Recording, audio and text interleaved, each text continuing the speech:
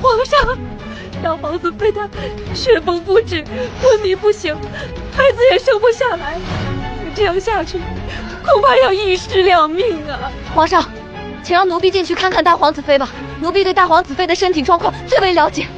冯明远，你迅速入内施救，务必要保母子平安。是皇上。这二人果然有问题。皇上，求皇上让奴婢进去看看大皇子妃吧。荣泽兰，若此事当真与你有关，小心朕要了你的狗命！皇上，臣可以用性命担保。住嘴！再多说一句废话，连你也一起罚。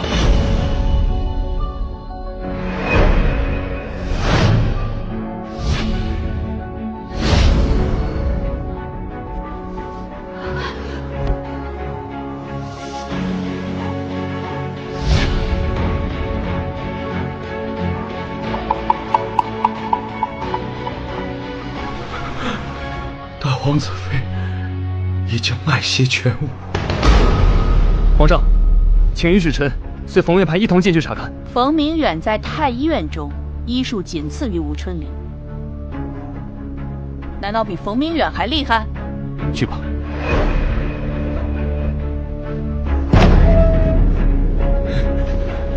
皇上，臣无能。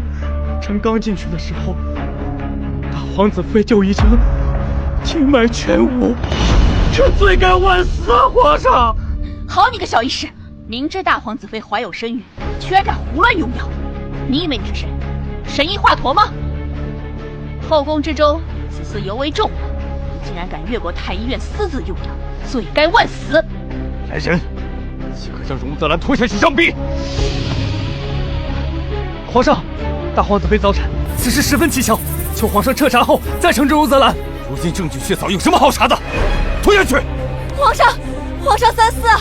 求皇上允许奴婢再看看大皇子妃吧。皇上，请皇上三思。荣泽兰，人都已经死了，你以为自己是大罗神仙吗？能起死回生不成？还愣着干什么？把人给我拖下去！皇上，求皇上三思啊！求皇上让奴婢进去看看大皇子妃吧。皇上。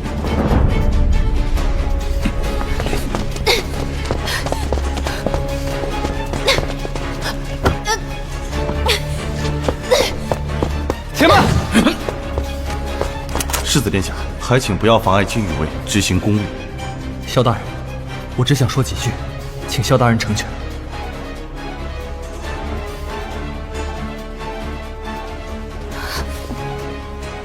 宋凌霄，刚才冯明远进产房前与宁贵妃眼神交互，着实古怪。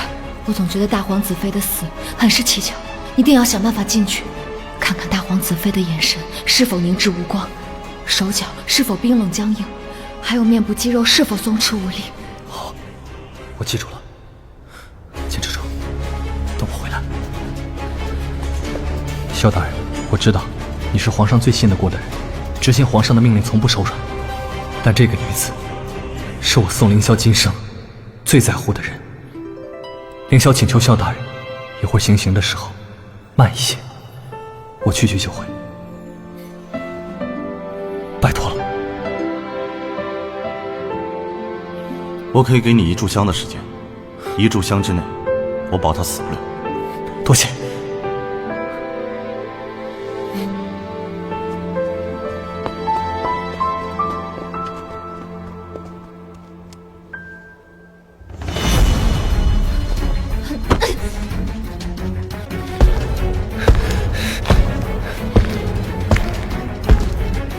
皇上，臣无能，臣罪该万死。但人死不能复生，还望皇上保重龙体，节哀。准备棺材，后葬大皇子妃。是。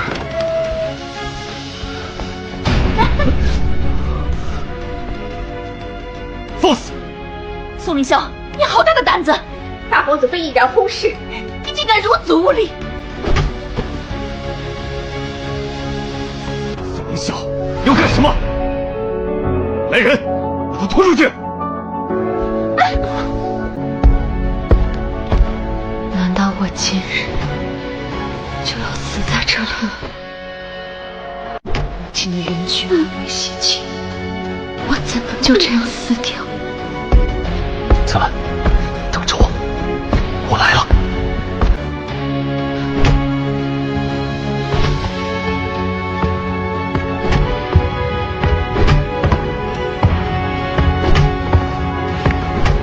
住手！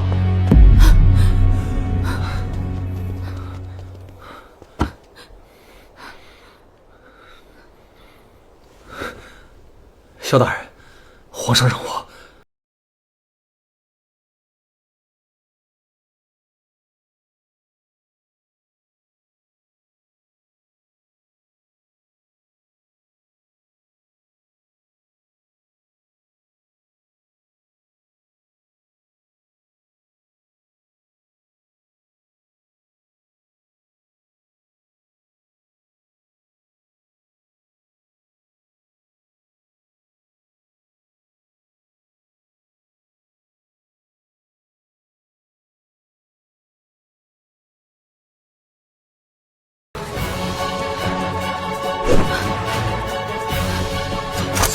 退下，让他们走。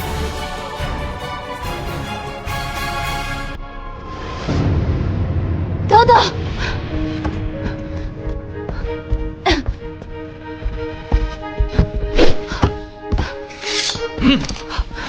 退下，往后退。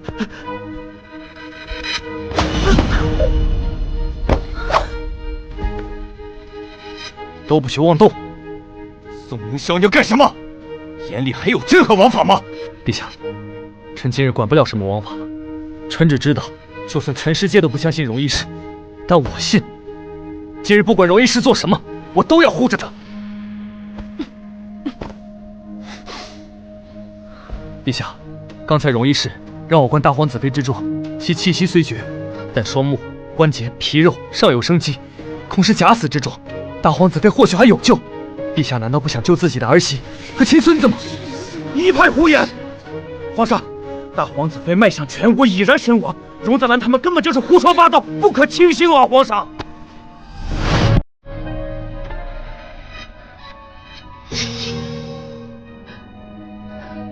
台灯一停，宛如有死，还有一线生机。快去给我拿一根绣花针！快呀！皇上，快拿个决断！皇上，万万不可呀！还不去绣花针来？取针。是。胎儿不往下走，压迫母体。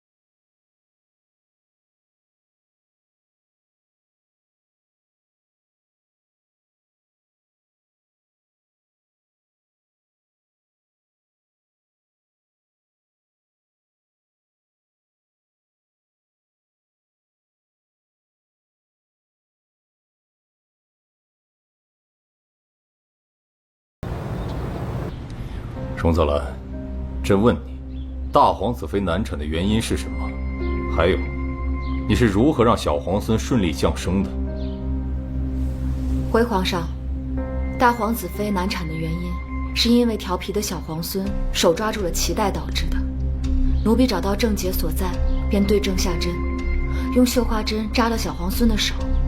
小皇孙吃痛，松开紧攥脐带的手，所以就自然降生了。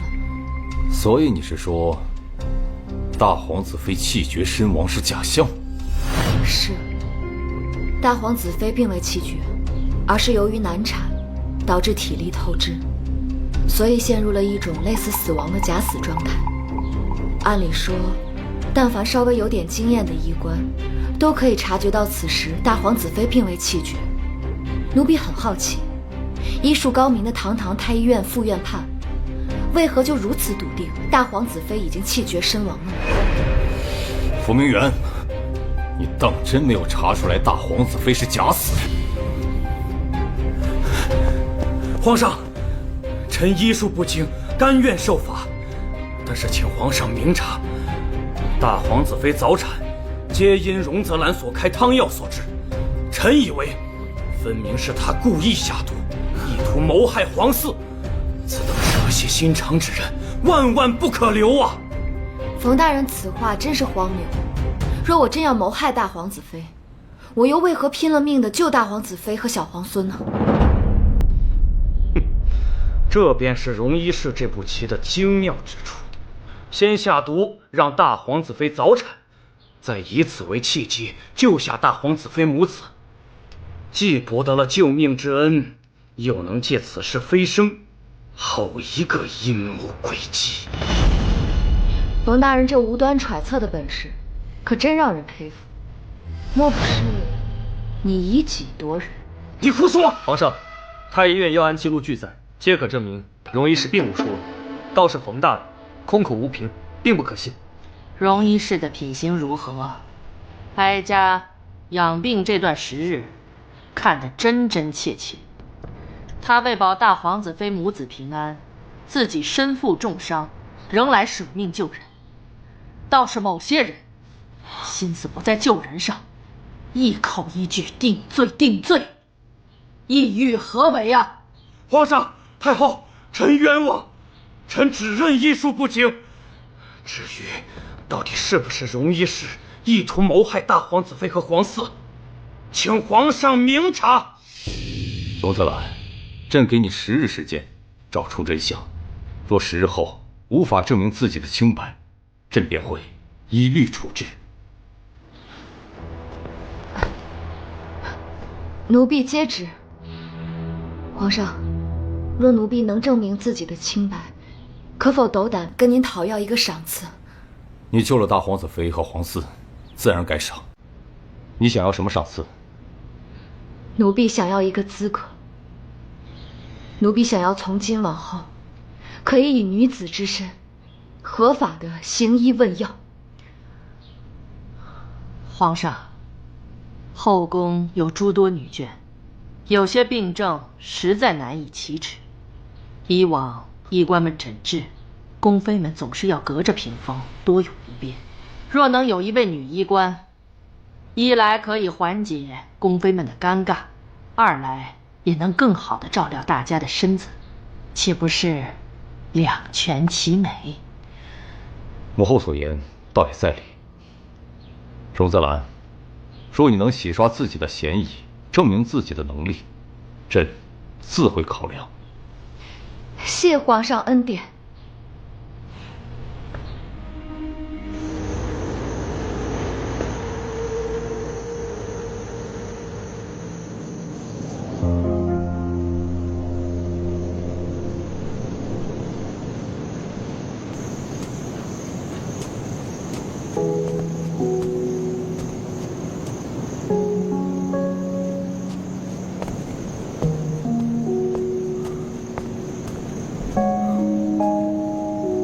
荣医师，夜深路重，为何还未安歇？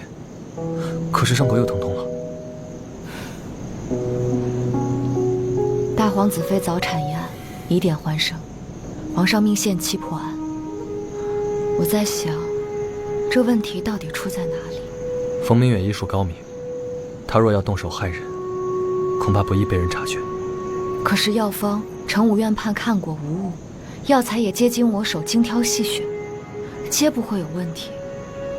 连煎药的器皿也反复查验。我每日将汤药熬好后，为以防万一，都会先以银针试毒，后又亲口尝过，均无毒。所以这问题到底是出在了哪里？既然药汤没有问题，莫非症结出在大皇子妃身上？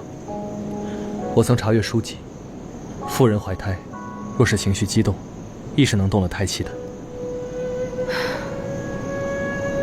宫闱之中，诸事纷扰，娘娘难免心绪起伏。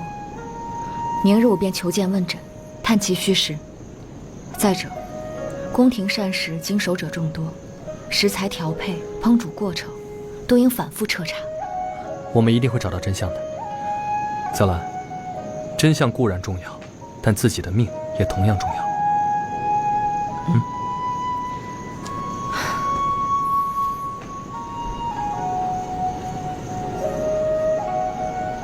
怎么了？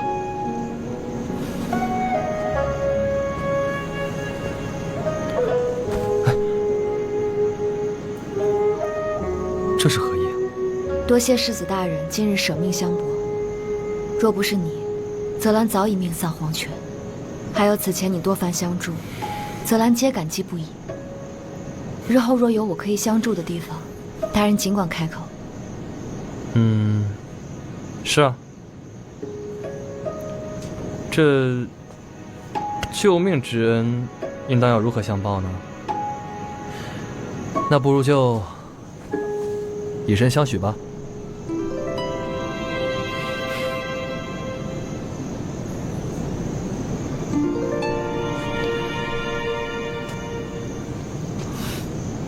虽说世子大人多有相助，但要说救命之恩，我更应当感谢的，该是我自己才是。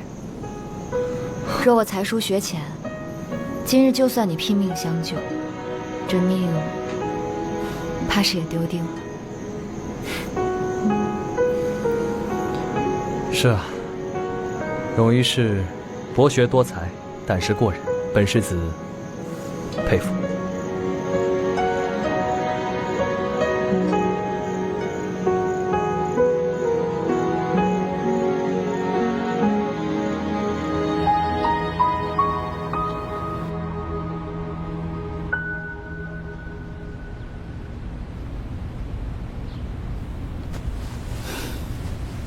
大皇子妃，您此次生产身体损伤严重，奴婢再给您开一个方子，悉心调养。好，你的伤如何了？多谢大皇子妃关心，用过药，已无大碍。关于您早产，奴婢有几个问题想问您，不知大皇子妃是否方便？你问。在这次早产之前，请问有让您感到特别生气、伤心或者烦闷的事情吗？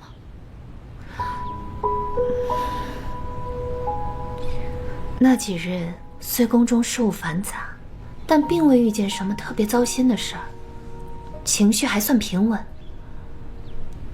那饮食方面呢？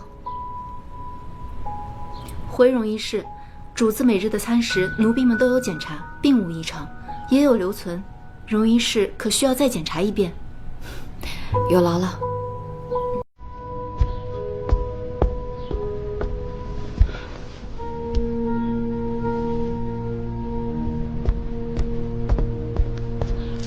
容医师，这便是主子昨日的餐食。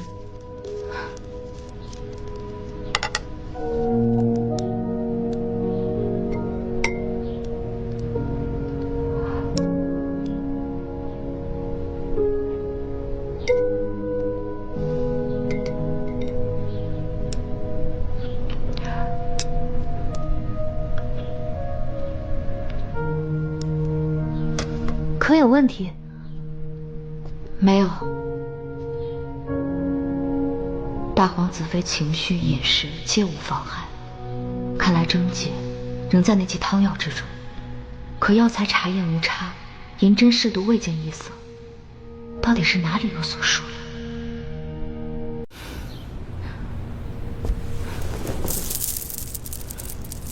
多谢大皇子妃告知，奴婢先行告退。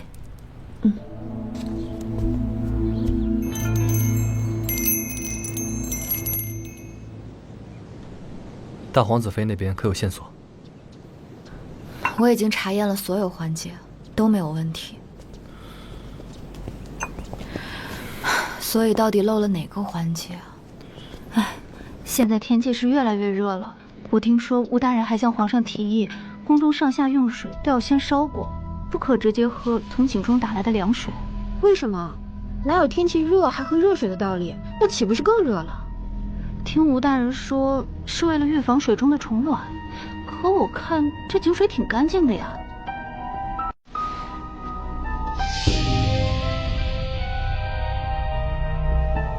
世子大人，我明白了，是水。嗯？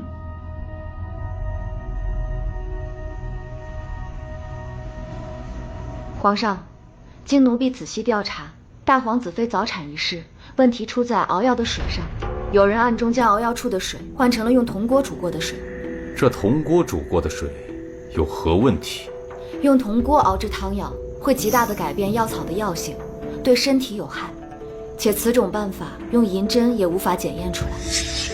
有人故意将熬药处的水换成用铜锅煮过的水，奴婢在不知情的情况下用了此水，如此一来，就和直接用铜锅熬煮汤药一样，因此才致使大皇子妃早产。竟有此事？那你可知是何人所为？回皇上，奴婢不知。皇上，臣听闻藩邦曾进贡过一只灵猫，此灵猫极具灵性，可以测出人说的是真话还是假话，只需将人的右手放到它身上回答问题。若回答的是真话，灵猫则安静无事；若回答的是假话，灵猫则会狂躁不安。臣提议，不妨用此猫一试，或许能找出幕后真凶。这简直荒谬至极！皇上，此法虽说过于玄妙，但为还大家一个真相，臣也愿意一试。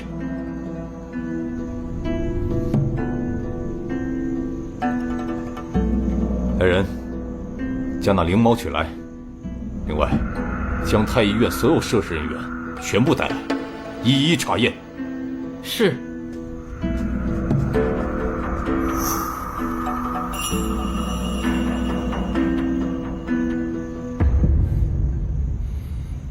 皇上，灵猫畏光，见光会狂躁不安，需将殿内烛火熄灭。熄灯。是。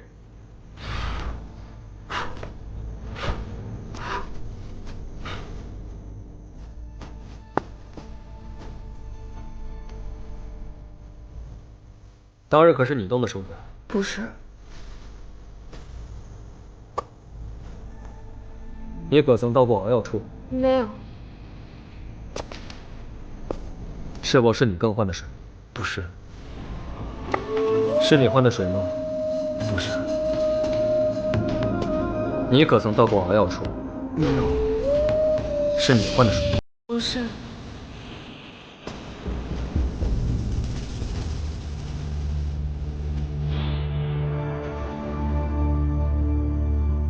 当日你可曾到过熬药处？是否是你动的手脚？没，我没有。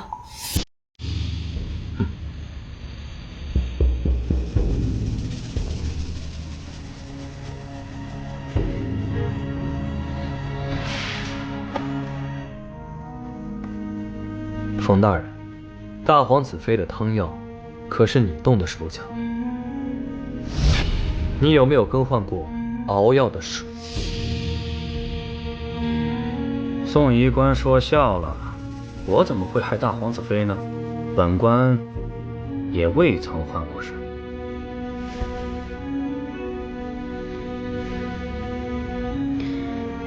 这验也验过了，可惜啊，你这灵猫从头到尾也没叫过一声。皇上，可以将殿内的烛火点亮。点火。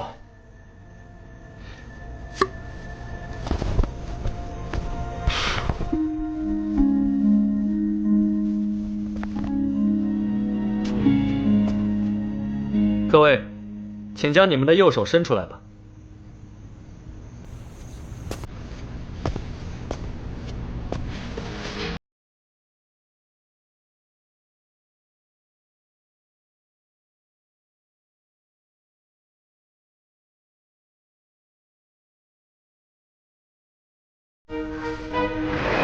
吴医师，你的手为何如此干净？莫不是心虚，所以不敢将手放在灵猫身上？回答我！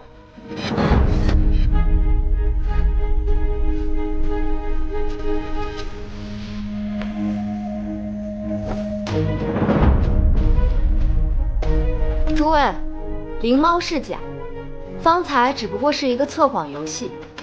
我与宋大人提前将炭粉涂在这团黑色毛球上，心中无愧之人自然敢将手放上去，接受反应。可若是心虚之人，则肯定不。所以冯大人，你为何也不敢伸手？冯大人，你是不敢吗？还是说你的手也是干干净净的？我只是觉得此等小把戏太过荒唐，本官不屑参与。事到如今还嘴硬。冯明远，把手伸出来。是，皇上。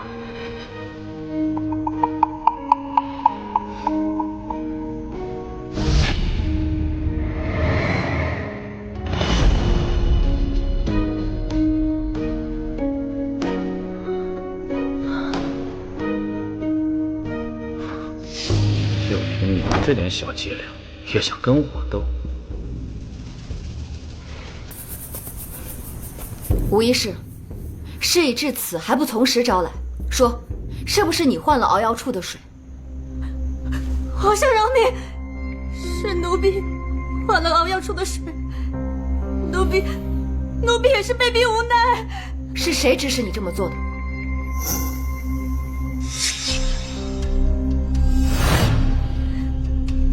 来人，把他拖下去，好好审审。皇上饶了奴婢吧！我说，是冯院判指使奴婢将熬药处的水换成铜锅煮过的水。不知此事，窦漪也是冯大人故意将荣泽兰引到苏叶身边，让荣泽兰染病，意图除掉荣泽兰。奴婢知道的都说了，皇上，求皇上饶命！皇上，奴婢是被他逼迫的。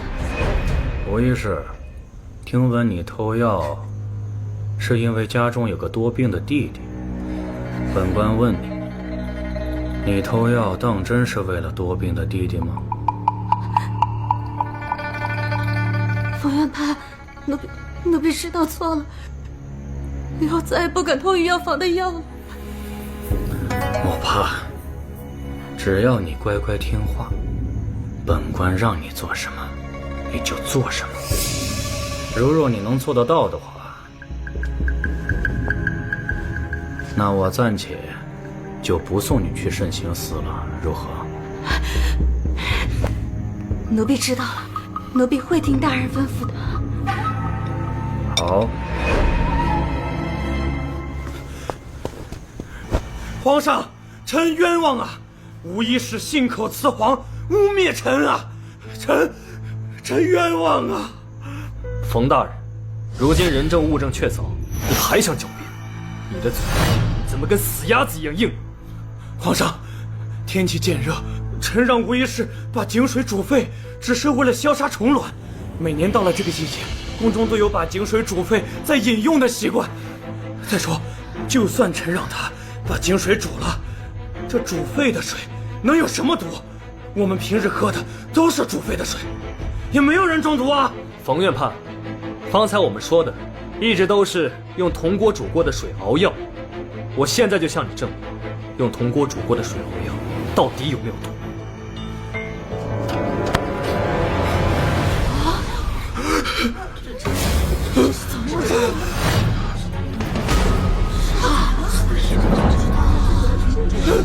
看看你现在的样子。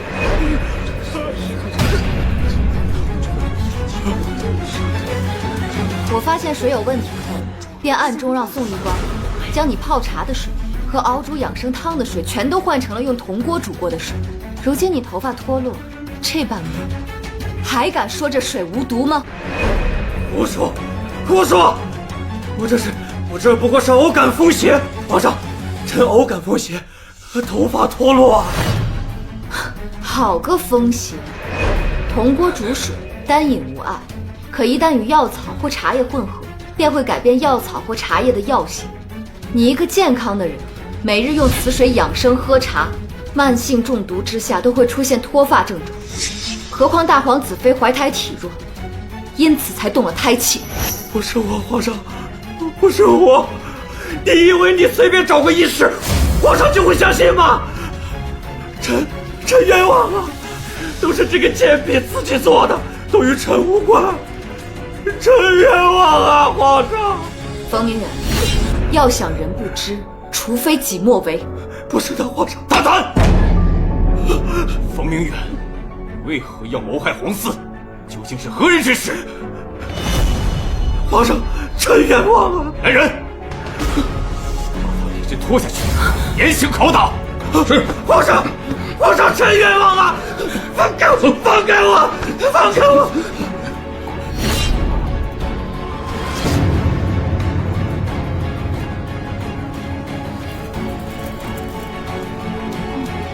谁也不能审判我！撞死了这个！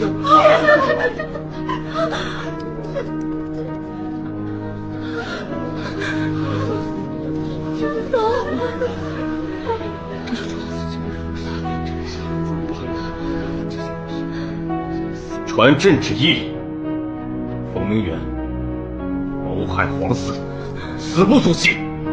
冯家皖南抄斩，所有涉事人等一律严查，一律治罪。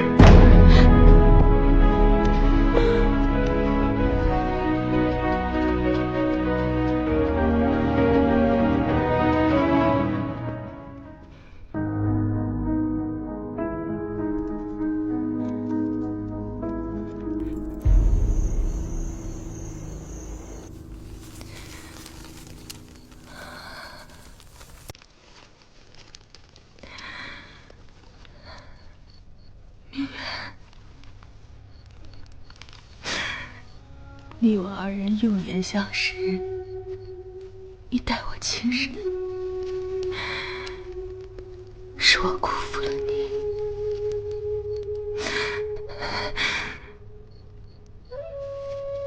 都怪那个荣泽兰，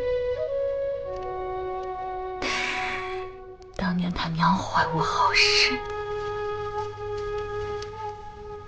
如今他又来害你性命。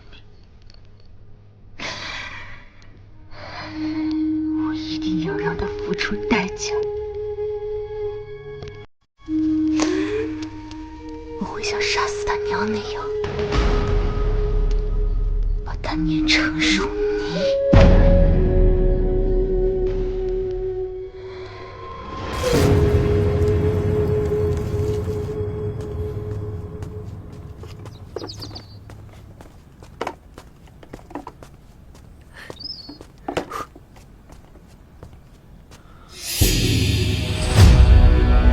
荣泽兰，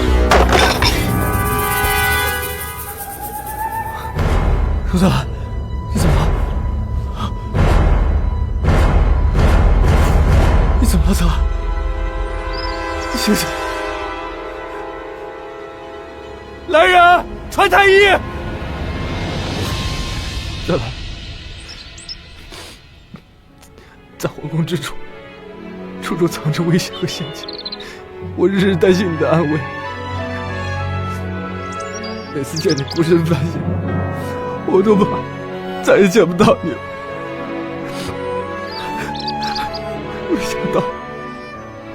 没想到这一天还是来了。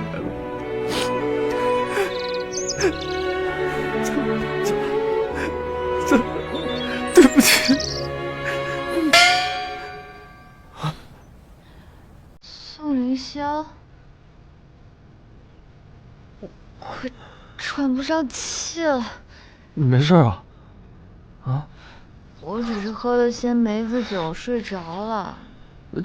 所以这些都是梅子酒？嗯。梅子酒好。还活着。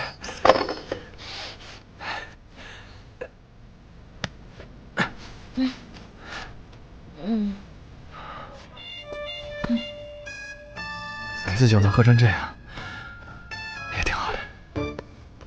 你是不是喜欢我？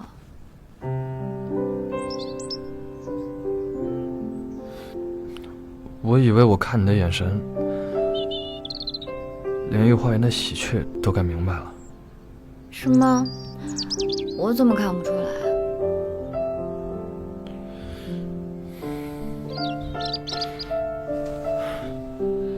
那看来，我该做得更明显一点。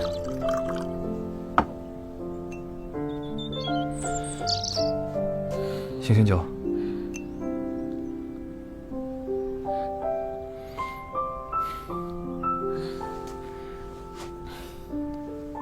荣泽兰，我知道你想成为医官，为母正名，给他昭雪，但这条路上布满荆棘。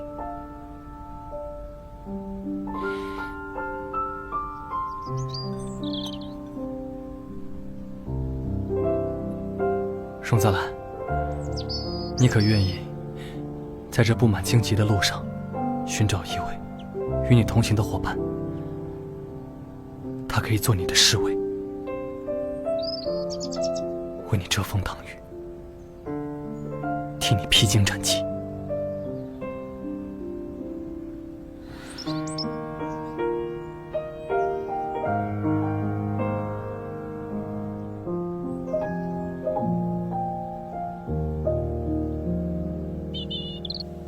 皇上，今早哀家见御花园的牡丹开得正艳，像是托了国泰民安的福气。母后圣明，儿臣方才得报，江南又是个丰年，后宫也都安好，实乃祖宗庇佑。是啊。哎呦！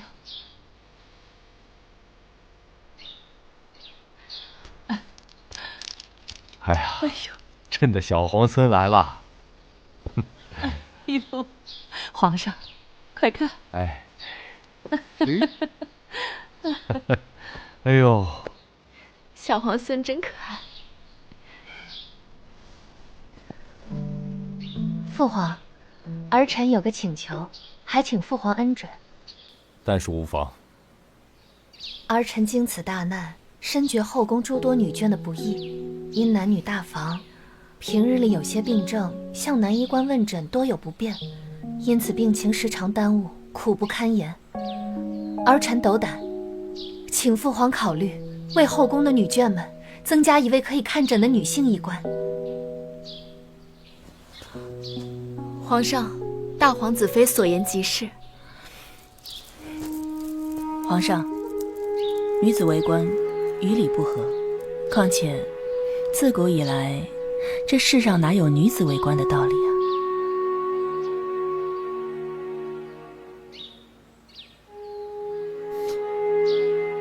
母后，您意下如何？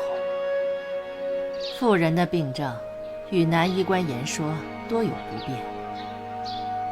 皇上，哀家记得你曾答应过，若荣医士能在大皇子妃中毒一事中证明自己的清白，便允许他合法的看诊问药。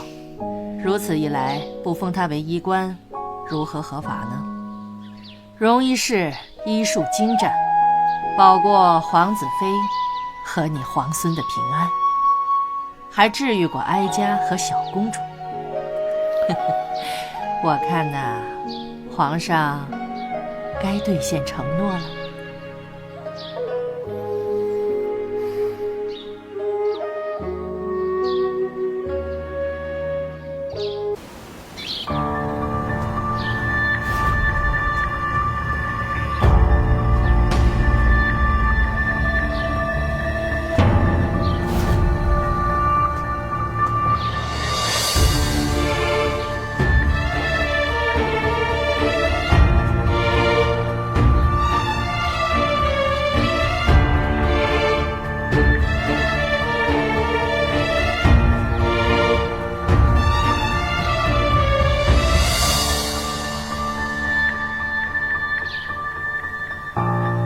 荣一氏怎么不待在龙庭与大皇子妃等人说话，独自一人来此赏景？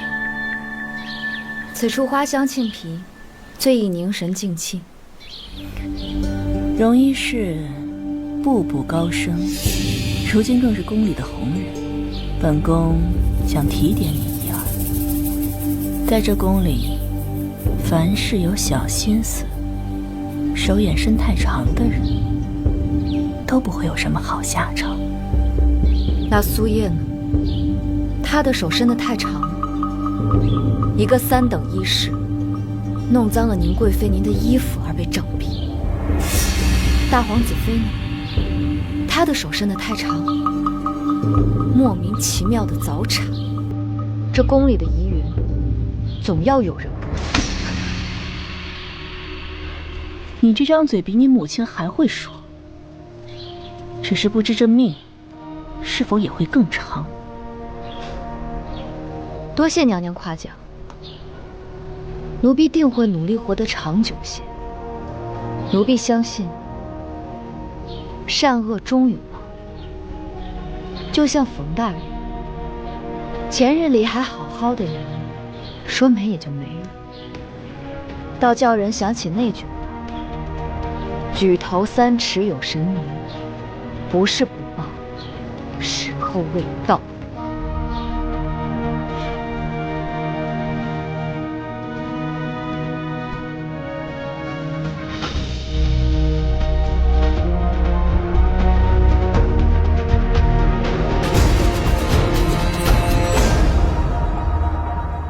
想必朱清已有所耳闻，太医院有个叫荣泽兰的医师，他控制过窦异的扩散，太后、大皇子妃、公主皆因其精湛的医术受益。不但如此，他还帮助钟老研制成功了治疗破伤风的特效药，这药救了战场上无数将士们的生命。因此，朕欲擢其为医官。朱清以为如何？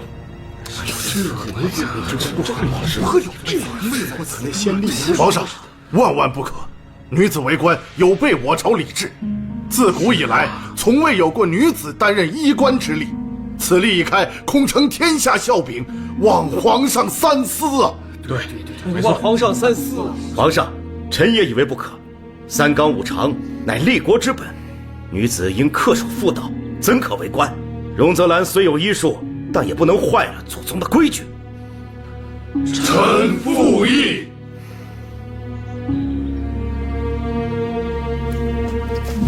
你们注意控制火，是，仔细点啊，好好调节。哦，好，千万别遗漏了，仔细着点啊。好好调，分拣清楚。不好了，不好了！哎呀，不好了！大家都听说了吗？前朝正在为封荣泽兰为女医官的事争论不休呢。真有此事？自古男性为医，我们岂能让一个女子与我们平起平坐？对呀，就是。太医院向来以男子为尊，他若成了医官，成何体统啊？对呀，成何体统？我们必须表明自己的态度，我们不与女子同朝为官，这成何体统吗？就是反对女子为官，维护祖宗礼制。我们一起去医圣殿外，恳请皇上收回成命，反对女子为官，反对女子为官。好，反对女子为官，我们去医圣殿，我要收回成命。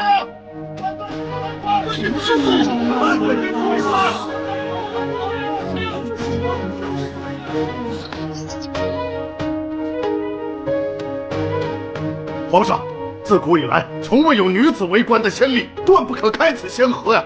正是，女子无才便是德，怎能参与朝堂之事？启禀皇上，荣泽兰功不可没，请皇上明鉴。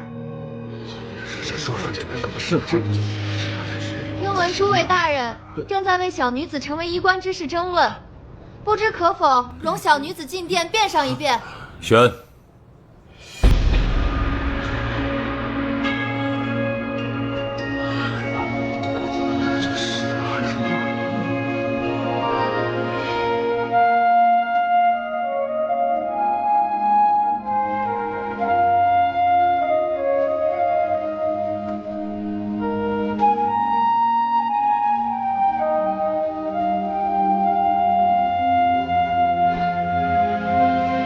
院1等医士荣泽兰叩见皇上。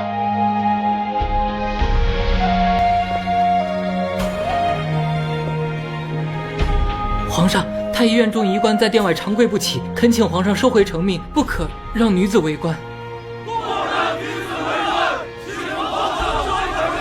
请皇上收回成命。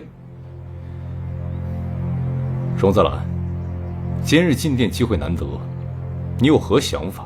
尽管跟众大臣们说说。谢皇上。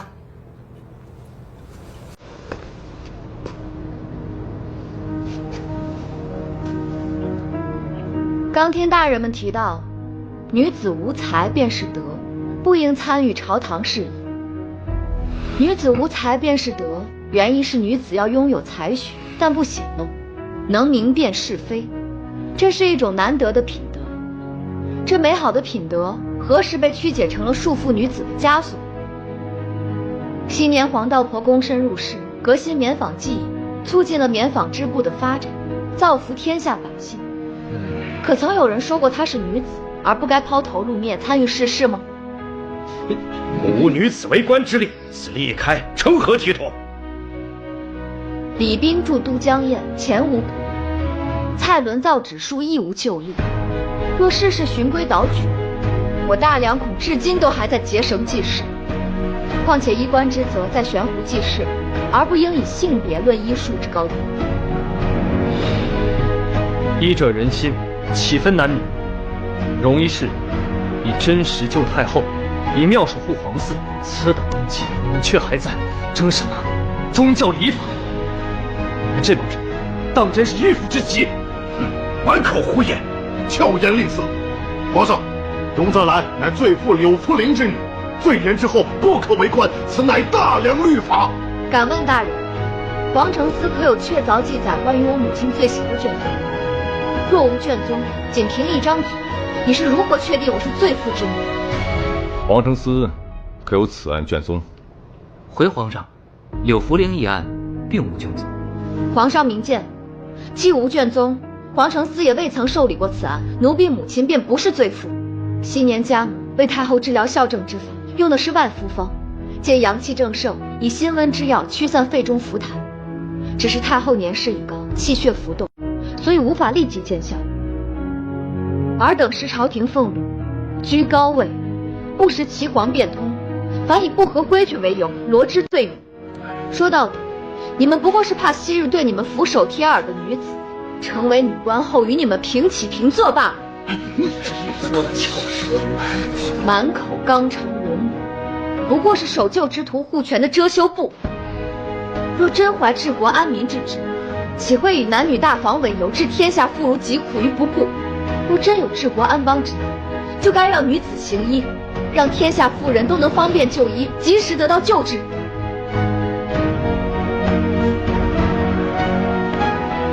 皇上，奴婢愿舍生忘死，与这世上的病痛对抗到底。请皇上推陈出新，废除旧制，封奴婢为医官。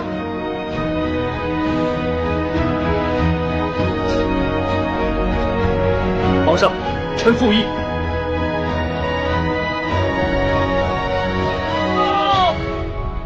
皇上，皇上，大事不好了！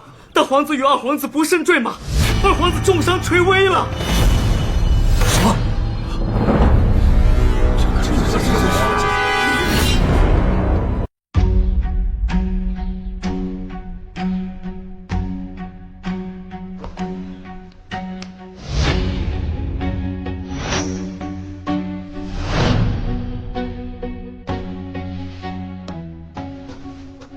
皇上，二皇子情况危急，他已重伤昏迷，腿部断裂，身负多处外伤，脏腑也有损伤，并且身中剧毒。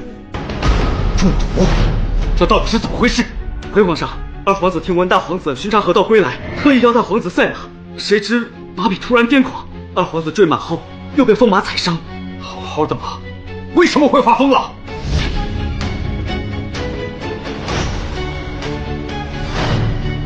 是。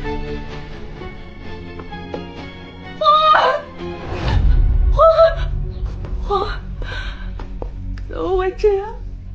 是怎么回事？是谁害的你？皇儿，务必要救活二皇子。吴春林，你可有把握？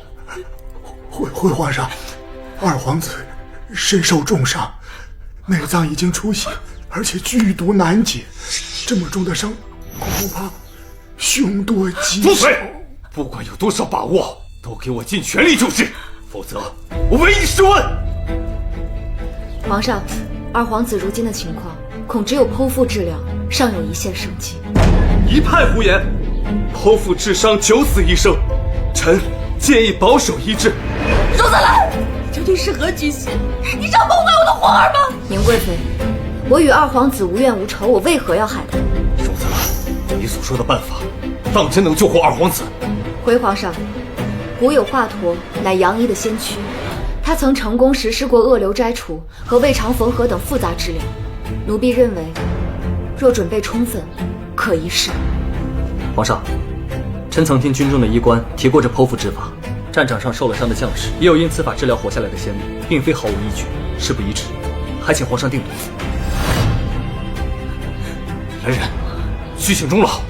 皇上，我师父年岁已高，且他手部曾受过伤，如今已经无法操作养医之术。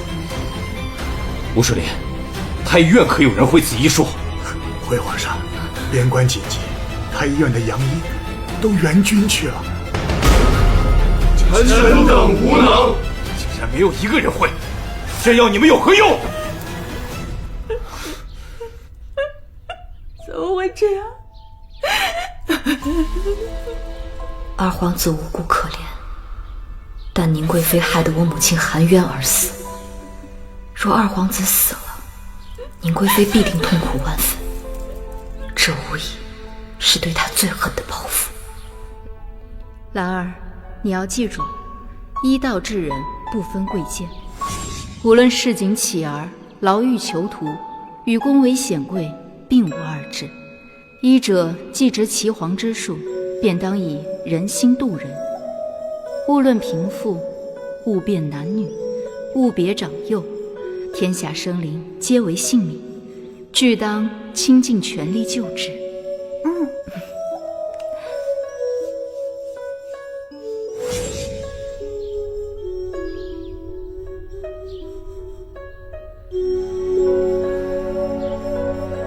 皇上，奴婢会这杨医剖腹之术。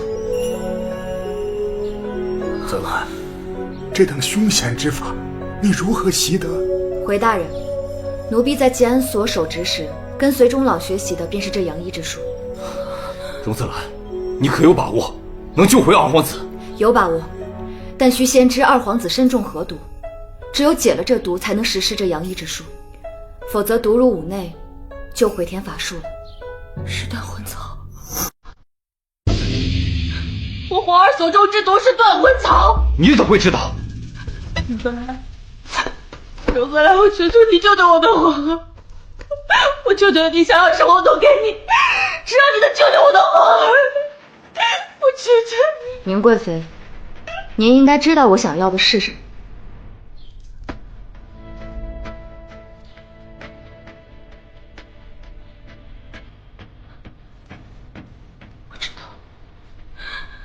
我承认，当年是我设法谋害了你的母亲，害得你母亲惨死。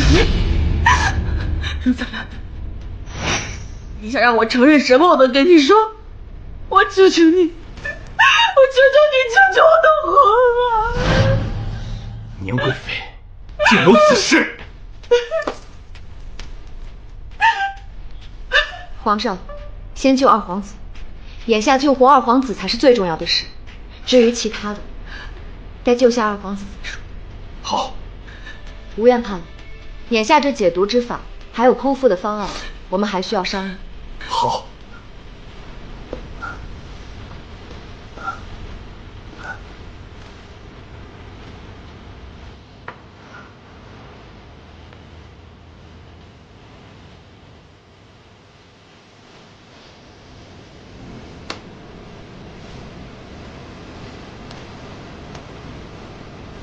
所以大家都别慌，药的比例按药方子去抓，千万不能出差错。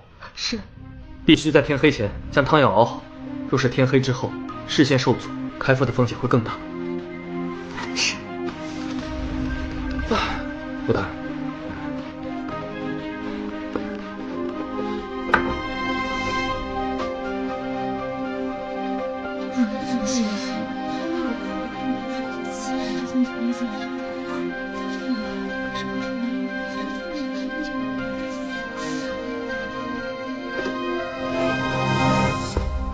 容医师，解毒药已经为二皇子服下，我们前来协助你，有什么需要我们做的，你尽管吩咐就是。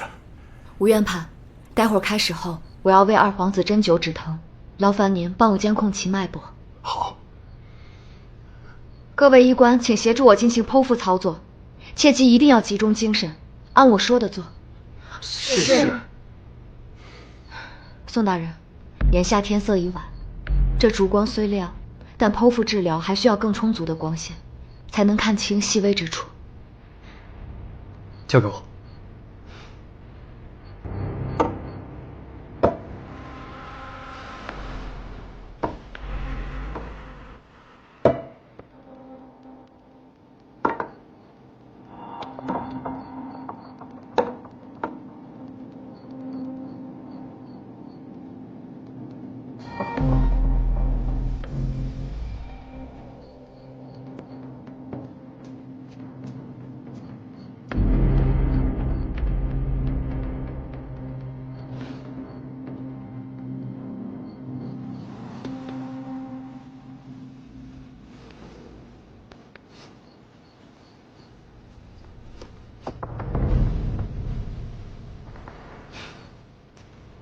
针灸包。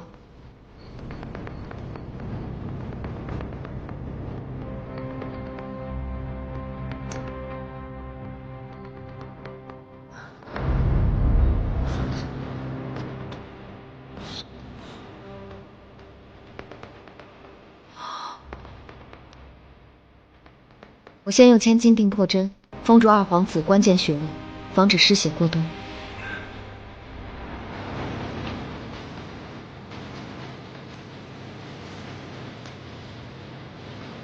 这样热，你又见不着吗？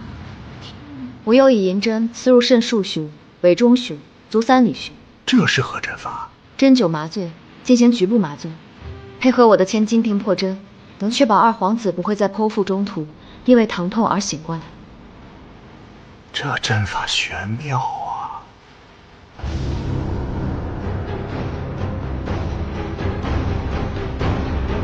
麻醉已生效，可以开始。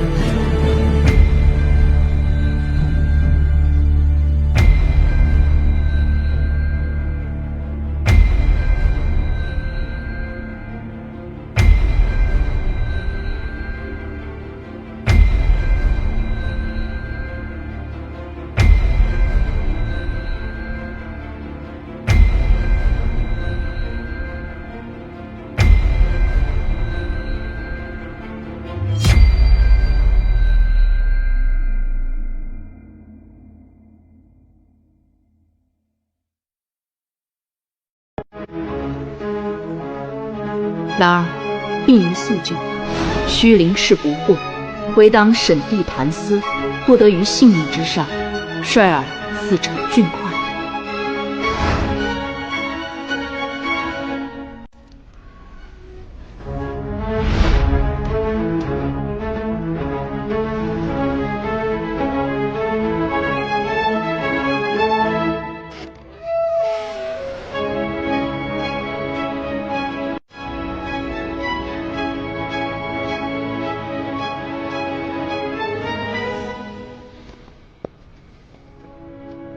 话如何？二皇子死了。二皇子死于剧本。贵妃娘娘若是早点便告知是何毒物，或许二皇子还有一线生机。都是我害死了我的皇儿。宁贵妃，10年前，你究竟是如何陷害我母亲的？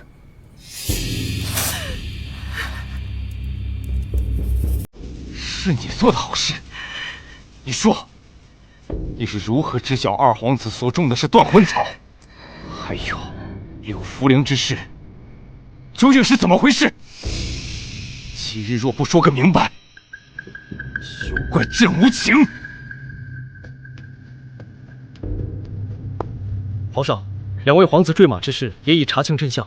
说，经查明，有人暗中在皇子的坐骑草料中加入了9叶藤，此草会致使马发狂。大皇子策马时，马儿失控发狂，使得二皇子的马也受到惊吓。二皇子未能控制住发狂的马，这才坠马。而后大皇子所骑的受惊马儿，在癫狂之下又踩伤了二皇子。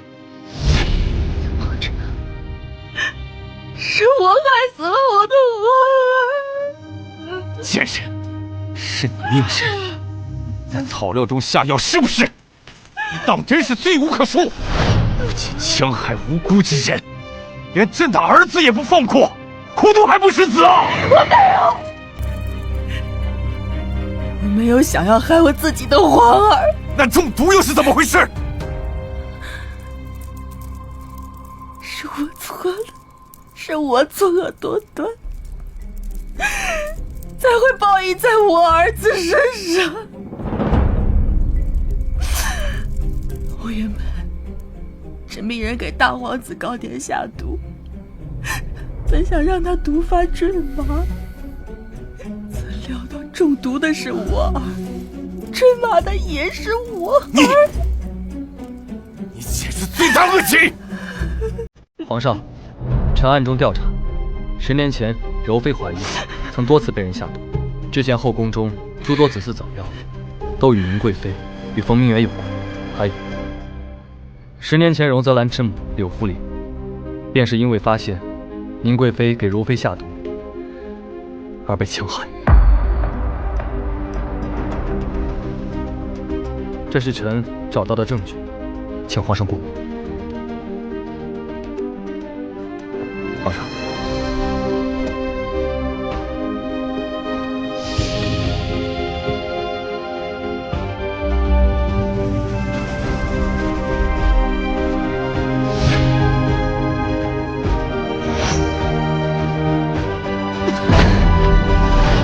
事到如今，铁证如山，你还有何话可说？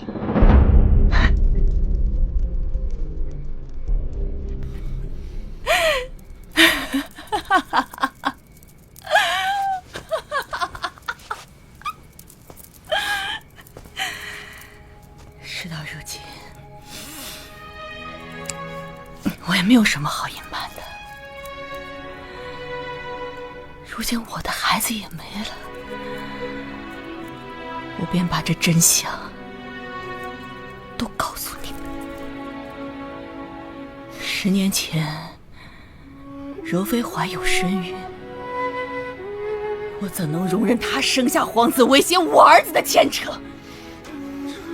我精心策划，对他下手。可是柳茯苓那个贱人，竟察觉端倪，我怎么会让他坏了我的大事？所以我只能让他永远闭嘴。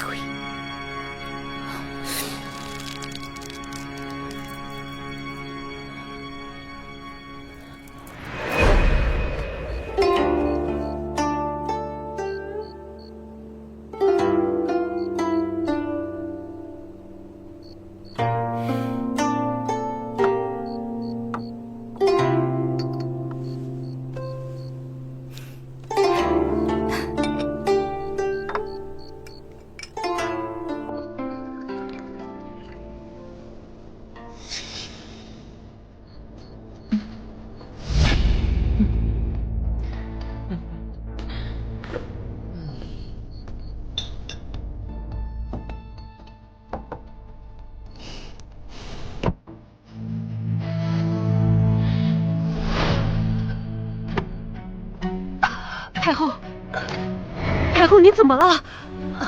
怎么了？快传医官！太后，奴婢去了太医院，当值的太医要么不知所踪，要么喝醉不省人事，这可怎么办才好啊？快，赶紧去宫外吴院判官邸，请吴院判来。来不及了，圣明之争。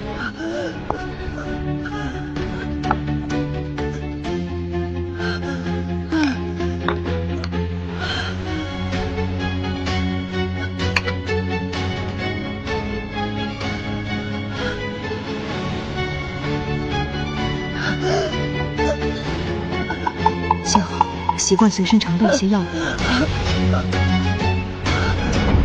来，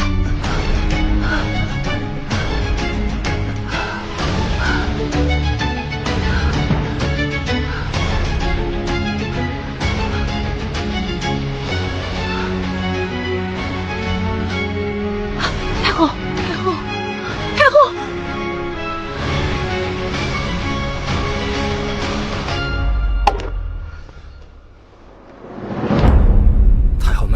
危在旦夕。岳福临，你到底对太后做了什么？冯大人，我用治疗哮喘的法子为太后缓解。你还敢狡辩？皇上驾到！太后怎么了？皇上，柳氏擅自用药医治太后，致使太后昏迷不醒，危在旦夕。她分明就是蓄意谋杀。是啊，皇上，太后本来还好好的，可是用了他的药，太后突然昏迷不醒了。来人，快将凶手拿下！是。皇上明鉴，臣妇是冤枉的。给我拖下去！福临，皇上明鉴，臣妇是冤枉的。皇上明鉴，臣妇是冤枉啊！福临没有谋害太后，求你饶了他吧，皇上。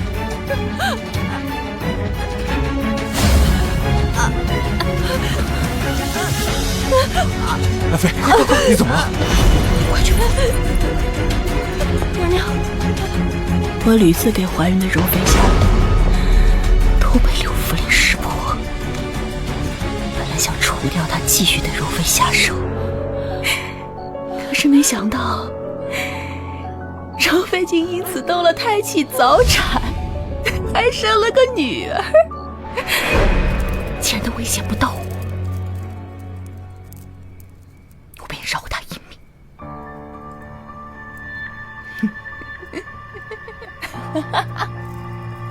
你这个心如蛇蝎的杀人恶魔，简直罪该万死！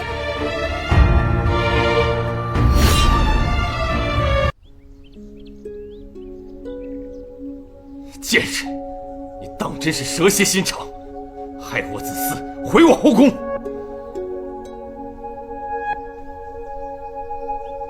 我蛇蝎心肠，我会变成今日这般，都是你一手造成的。你才是罪魁祸首！放肆！朕何错之有？都是因为你迟迟不立储君。你跟我说过，你说我的儿子是你最看好的皇子，你说过要把他立为太子，结果呢？你对其他儿子也是这么说的。你把我们所有人都当作棋子，在这权力的棋盘上随意摆弄。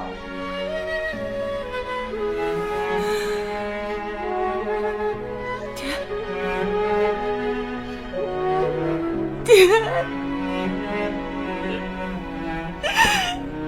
你为什么要这么对我？我已有心爱之人，我们情投意合，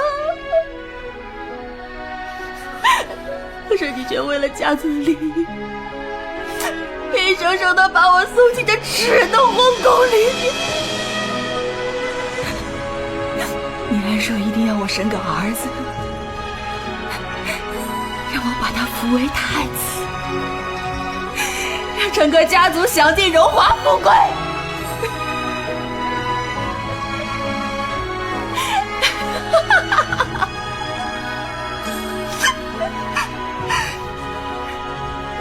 所以，我只能除掉挡在我面前的所有人。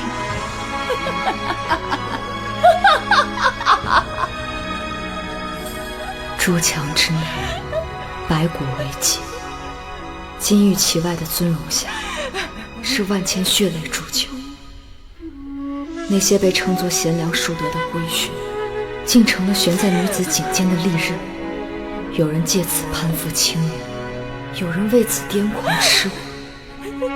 到头来，皆是困在这无形樊笼里的可怜人罢了。住口！住口！朕岂能容你在这颠倒黑白、胡言乱语？即日起，将宁贵妃褫夺封号，赐针灸自尽。等等，二皇子他没有死。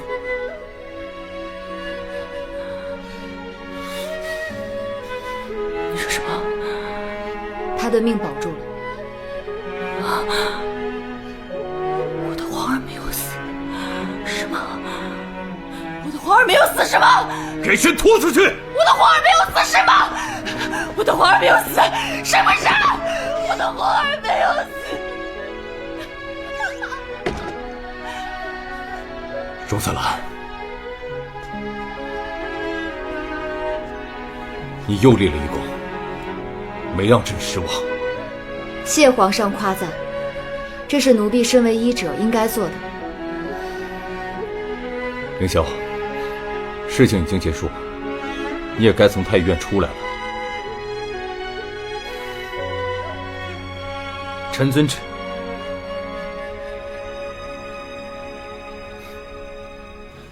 哎呀，完了！咱们之前那样嘲讽宋世子，他肯定不会放过咱们。是啊，谁能想到他竟然是大名鼎鼎的宣平侯世子，这下可怎么办呀？哎，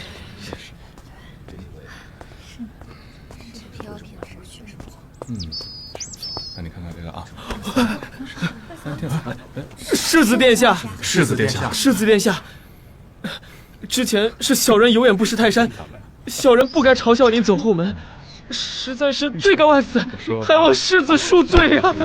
之前是我们糊涂，不该说您烂泥扶不上墙，请世子殿下恕罪。太活该，让你听闻的。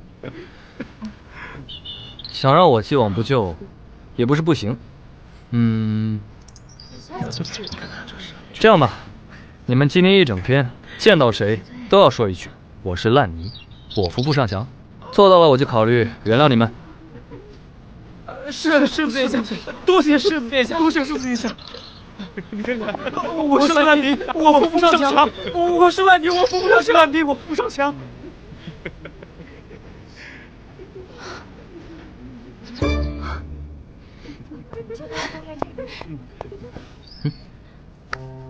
个，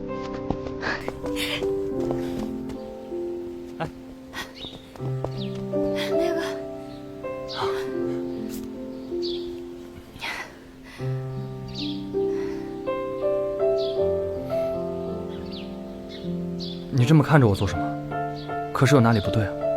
还是被我给迷倒了？你把我拉到这儿来，有话要说。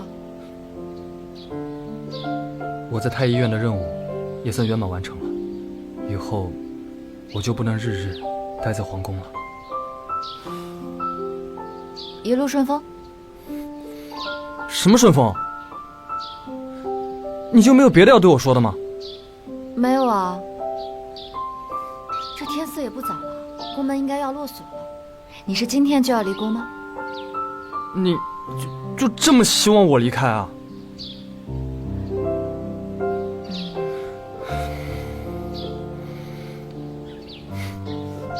喂，宋世子，我答应。你知道我要说什么吗？你就答应。不管你说什么，我都答应。不知宋世子是否有意中人？若是没有，不如与我定个亲。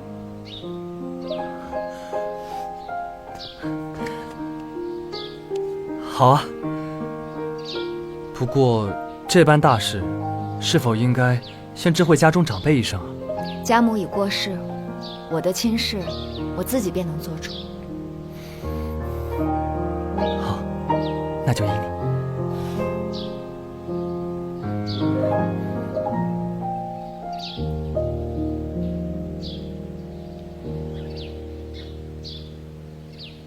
今日朕要与朱清共享一件喜事，请皇上指示。荣泽兰医术超凡，数次力挽狂澜，救人于危难，不仅将杨医之术发扬光大，传于军中，更是研制出特效药方，造福天下百姓，医德人心兼备，实乃天下医者之楷模。朕决意将荣泽兰封为我大梁国首位女医官。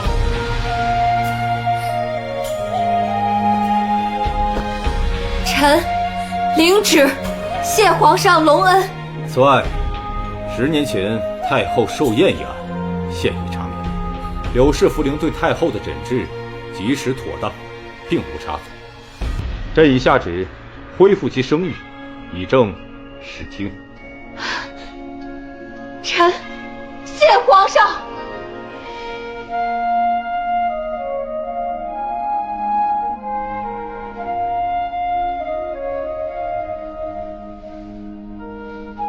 宋爱卿，你这眼巴巴的望着，就这般迫不及待了吗？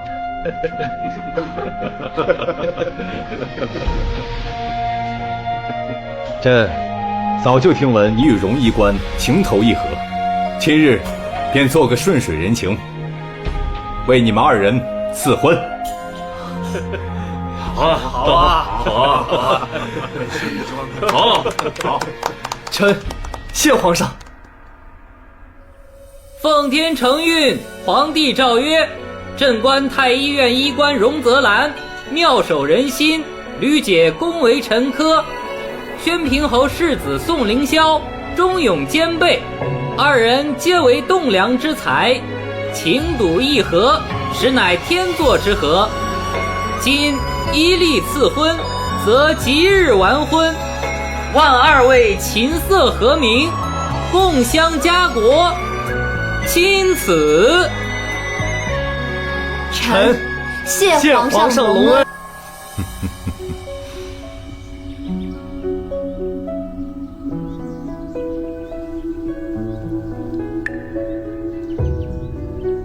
母亲，10年岁月，踽踽独行，女儿尝尽冷眼与刁难，今日终见天光，成为了大梁的首位女医官。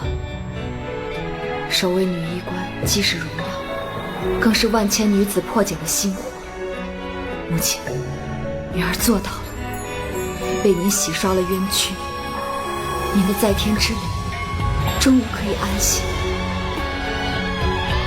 接下来，女儿该回家，清算陈年旧账。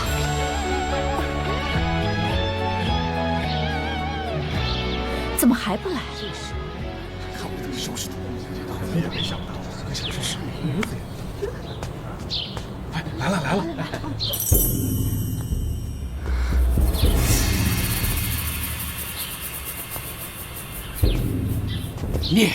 孽障啊！进了宫就断了六亲，家中几次三番给你送信，你竟敢不闻不问！姐姐好大的架子，竟让全家等你。莫不是进了宫连自己姓什么都忘了吧？我当然记得。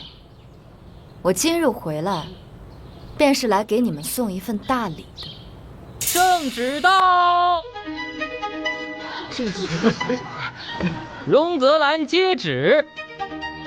奉天承运，皇帝诏曰：荣泽兰医术卓绝，德行兼备，特封为大梁首位女医官。臣领旨谢恩。夫人，这另奉圣谕，柳福陵一案冤情尽雪，追封3品书人，4季3升。谢皇上隆恩。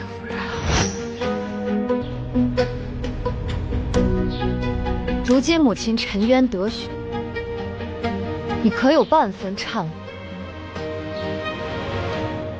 哼，我又做错什么了？我为何后悔？庄子兰，当真是反了你！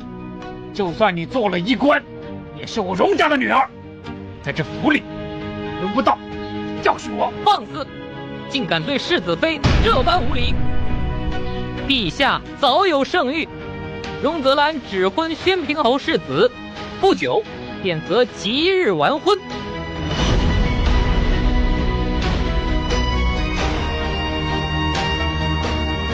还不跪下！上！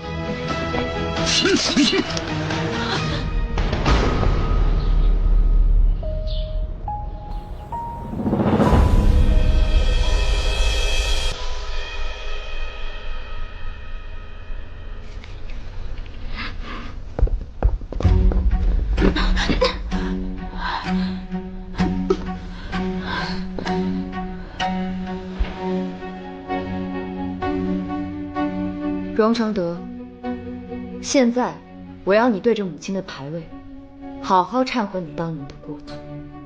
我何错之有？荣子兰，我是你父亲，你怎敢如此对我？这是母亲救治太后时的脉案，上面清楚记载，母亲的救治之法并无错漏，而你不曾听母亲一句解释，让她含冤而终。你潇洒食子，当真以为母亲的冤魂会放过你？你看见了吗？她就在你面前。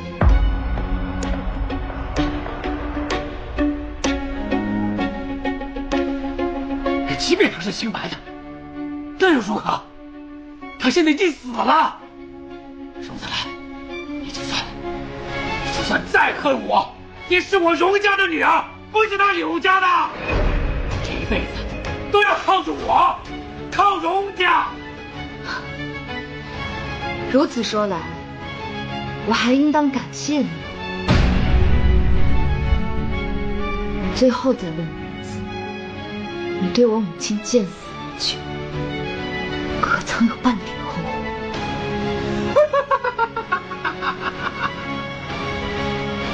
我没有错，我为何要后悔？我已经给过你机会了，是你自己不要。奉天承运，皇帝诏曰：荣承德品行不端，窃取柳福陵独创针法，见死不救，致其含冤而逝，恶行昭彰。赐荣承德以死谢罪，以正国法，钦此。这些都是假的，对不对？兰儿，求求你，谢谢皇上，收回生命啊！为父知道错了，为父知道错了，兰儿。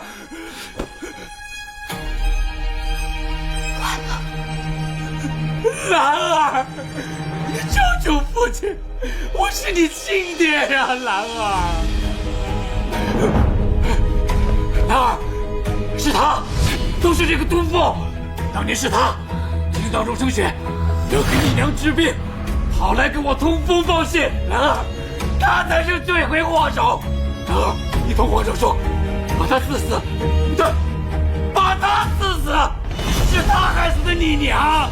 不是我，兰儿，兰儿，求求你，你就把他的死放在我身上，你不能好死，你不能好死，兰儿，兰儿，不能好死，你是求情啊，兰儿，现在谁反对我？让皇上求情啊，兰儿，我对你亲爹啊，兰儿，你兰儿，不能把我的死活呀，兰儿。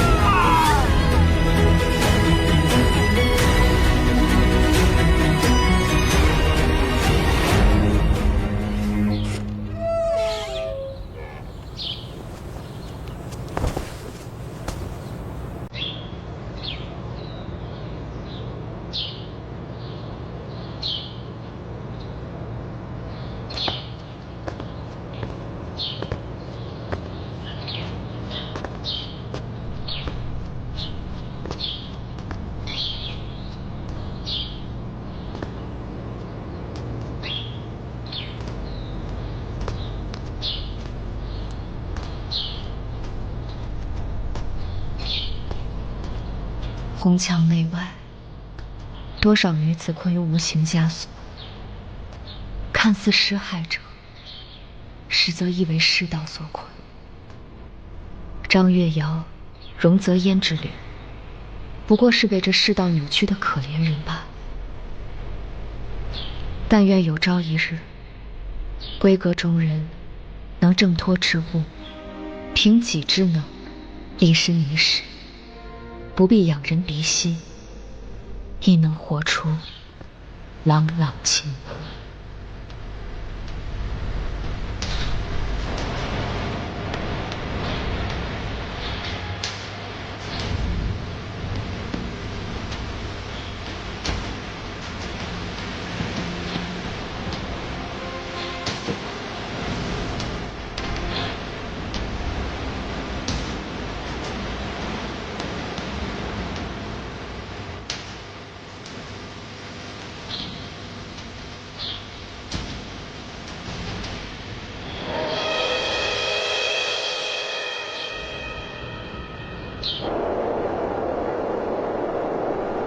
一乃人数，关乎万民康健，为普济苍生，革新医道，特准太医院改制，设悲田院以及困厄。即日起，不论男女，但有岐黄之术，皆可报名。女子也能学医了，还能当医官了。听说啊，这是咱们大梁第1位女医官荣泽兰为我们争取来的。太好了，好了，好了！我希望，我用银针刺破的不只是偏见的枷锁，更是为天下女子一心开一扇门。希望往后的世间，银针不分男女，人数只问苍生。